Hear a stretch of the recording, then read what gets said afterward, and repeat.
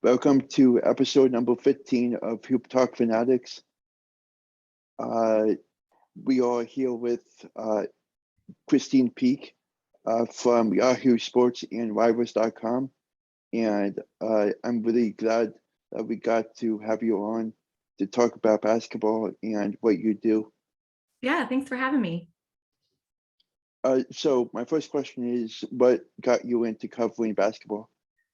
So I played in high school, and then I played Division II basketball and volleyball at Nyack College outside New York. So I've always been around sports. And then, as you know, and anyone trying to break into the sports industry, it's a hustle. So I literally just said yes to every opportunity until that yes became working in basketball. So I covered financial news at CNN. I worked over in Australia. I covered MMA and boxing and Super Bowls. And then now I'm finally in basketball. So it took a while. It took about 7 or 8 years, but now that I'm in it, I love it. And yeah, it's fun being a woman in this industry and trying to blaze that trail for other young females trying to come up.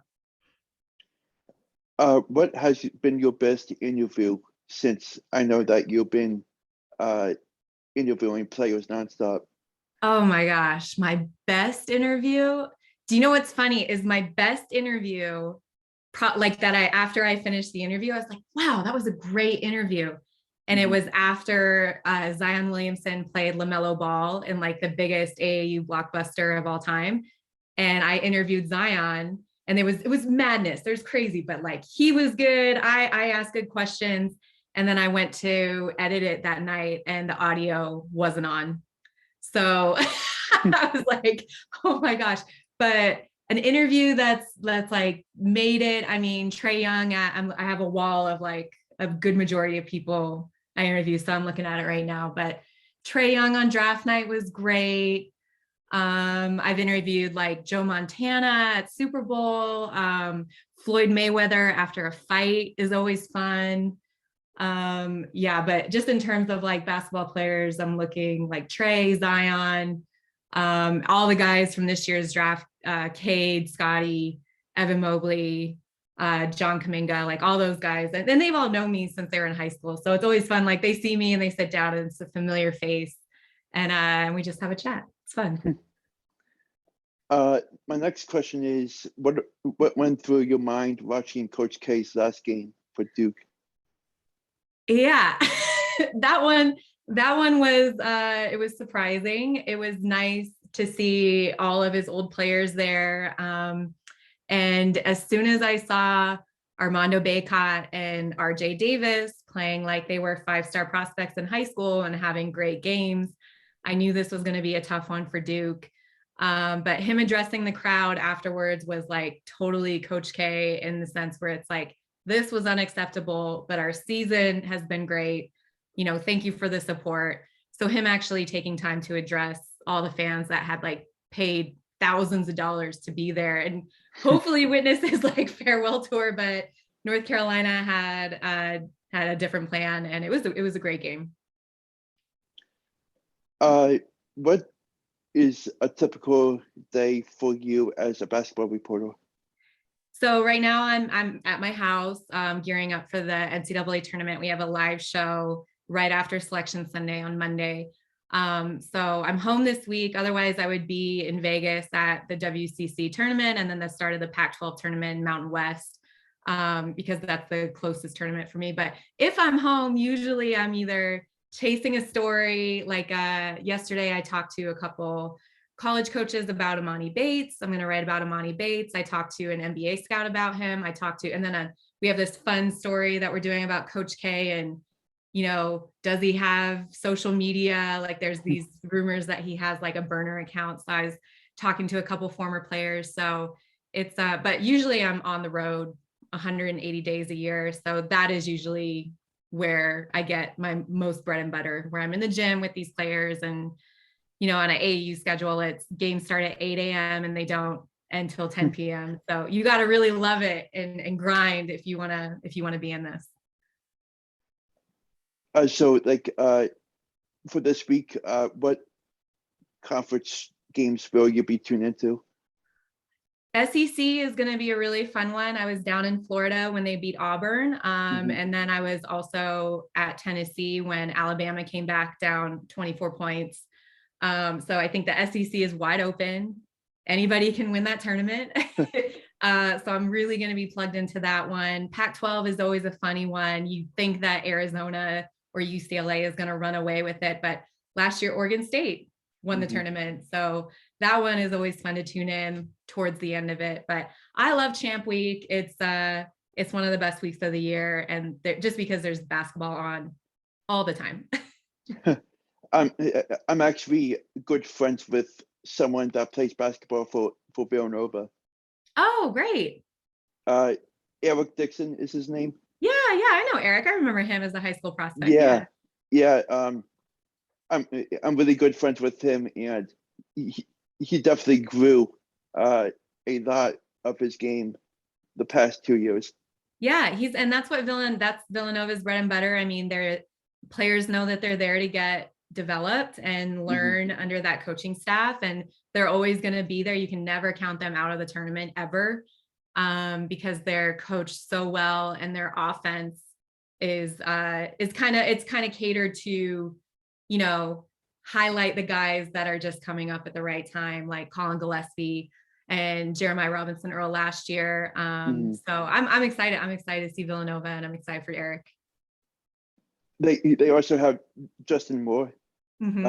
He's been terrific every game, especially around the perimeter. I don't know how to pronounce it, but perimeter. Yep, yeah, that. And I'm really excited to watch them at Madison Square Garden this week. It's going to be an electric atmosphere as usual, and I'm excited for it. Yes, I know, it's March. All games matter. It's going to be fun. And what's funny is, like, you look at the Big East, and I think back to the time when UConn won it with Kemba Walker. This is years ago. And they just started like rising, like they won the Big East, and then they hit the tournament, and like Kemba Walker just came alive. And I could see a team like Villanova kind of making that same push this year. Do you think that they can beat Providence in the potential championship final? Yeah, sure. Anything can happen. It's March, right? And they're getting back to full strength. I know they've been dealing with a lot of injuries this year, but I mean, don't they have, does Colin back? I know he had like a little ankle injury, so they got Colin back. They got Justin. They got Eric. They've got a lot of weapons there that they'll be able to, compete for that title. They got Jermaine Samuels, Brennan Slater, and a bunch of other good guys that I'm really surprised of how well coached of a team they are these past couple of years, and it's definitely like the best time of the year, and I'm really excited to get the chance to see this tournament again, because last year was a disaster with COVID breaking, and I was disappointed not being able to watch any games.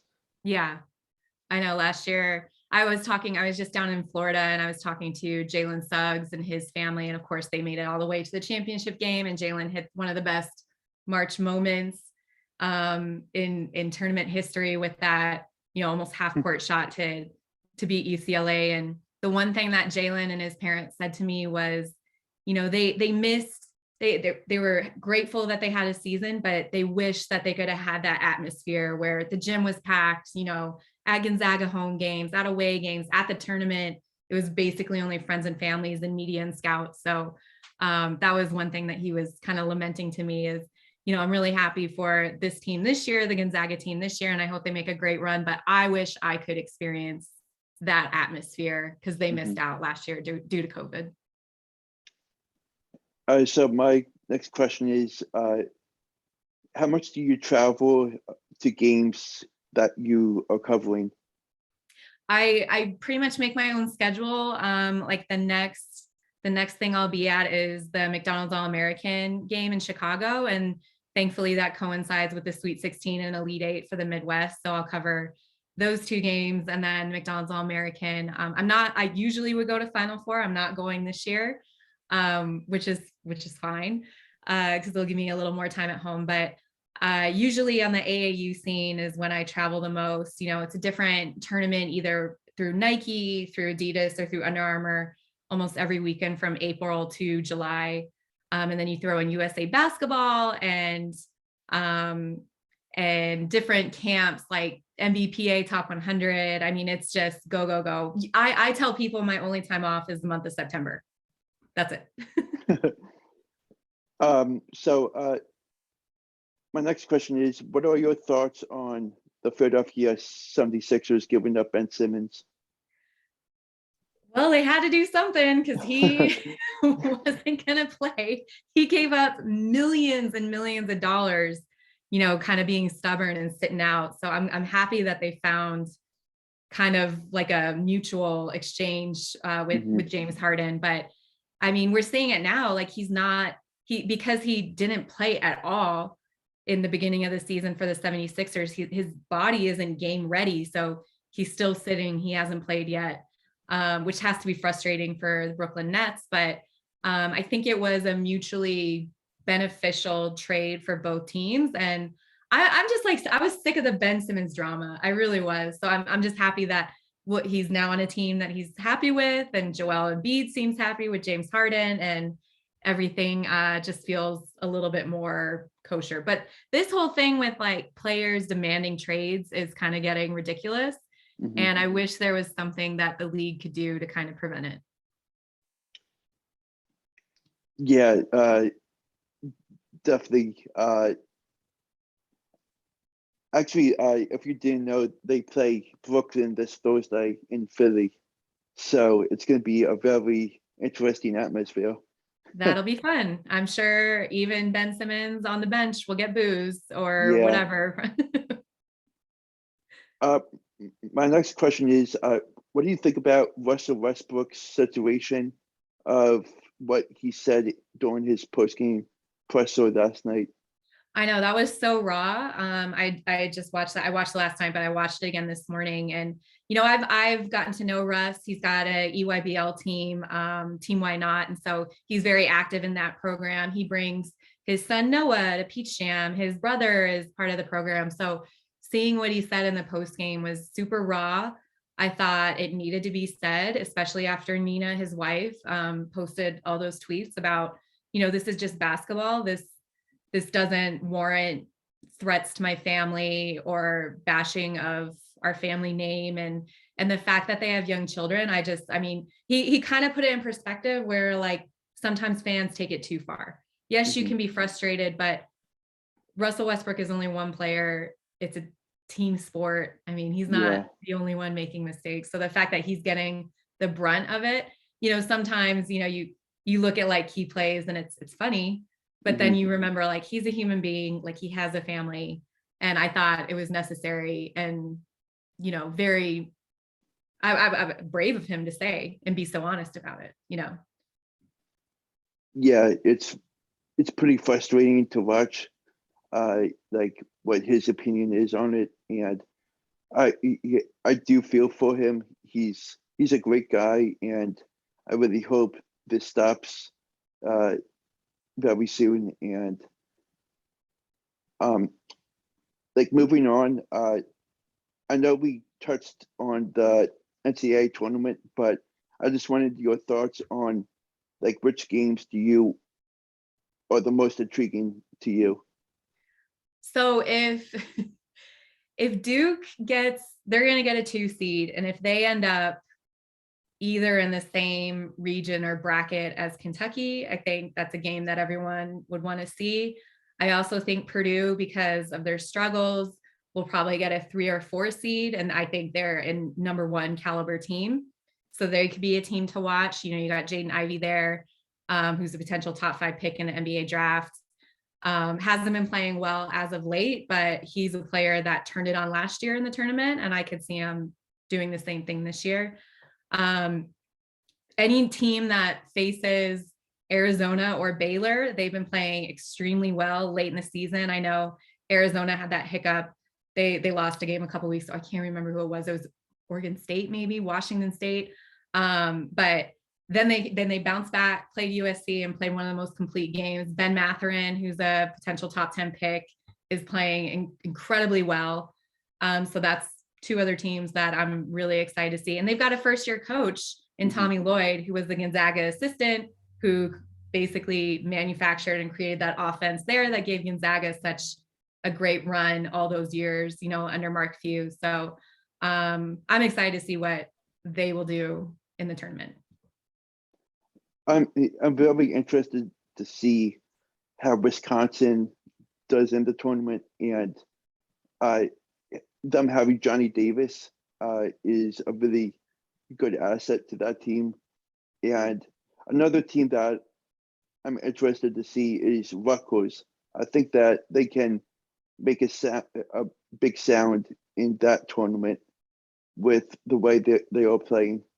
I know Ron Harper Jr. has hit 4-game winners this season. They've knocked out, Yeah. it was 4 games in a row where they beat ranked teams. They knocked Purdue, and Purdue was number 1 in the country. They knocked them off the number 1 spot. So anytime him, Ron Harper Jr. from Rutgers, JD Notae from Arkansas, anytime you have those players who don't shy away from the big moment and have proven to make big shots, especially down the stretch, are going to be dangerous in the tournament and on the road. And they've both done that. JD Notae from Arkansas and Ron Harper Jr. I was actually at that game against Purdue. Oh, amazing. Yeah. It was one of the best college games I've ever been to. Yeah, watching it, I was like, oh my gosh, that's amazing. Yeah, it was definitely a one to remember. So my last question is, what is your Final Four prediction and who wins it all? I haven't even thought of this yet. Oh my gosh, put me on the spot.